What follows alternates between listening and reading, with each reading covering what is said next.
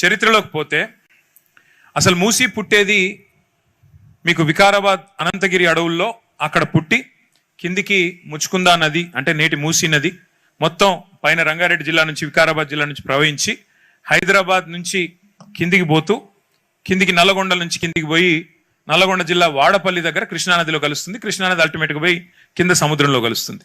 అంటే దాదాపు 250 కిలోమీటర్లు పైనుంచి కింది వరకు మూసీ ప్రవాహం ఉంటుంది.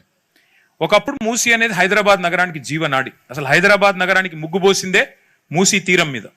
మూసీ పక్కనే ముగ్గుపోసి ఆ రోజు కులీ కుతుబ్ షా గారు మా నగరం ఆబాద్ కావాలి, మా నగరం మరి ఎట్లా అయితే ఒక చెరువులో చేప పిల్లలతో నిండుగా కలకల్లాడే విధంగా ఉంటుందో మా నగరం కూడా మూసీ తీరంలో కొడుతున్న ఈ నగరం కూడా అంత గొప్పగా ఉండాలని చెప్పి ఆ రోజు దేవుణ్ణి మొక్కినాడంట.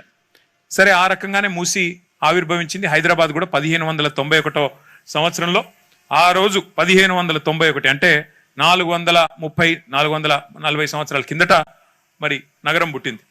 తర్వాత మీరు చూసినట్టయితే ఆ రోజు మధ్యలో మూసీకి వచ్చిన అతిపెద్ద వరద ఎప్పుడంటే 1908. ఆ రోజుల్లో 1908లో పెద్ద వరదలు వచ్చినాయి. అప్పుడు హిమాయత్ సాగర్ లేదు, ఉస్మాన్ సాగర్ లేదు.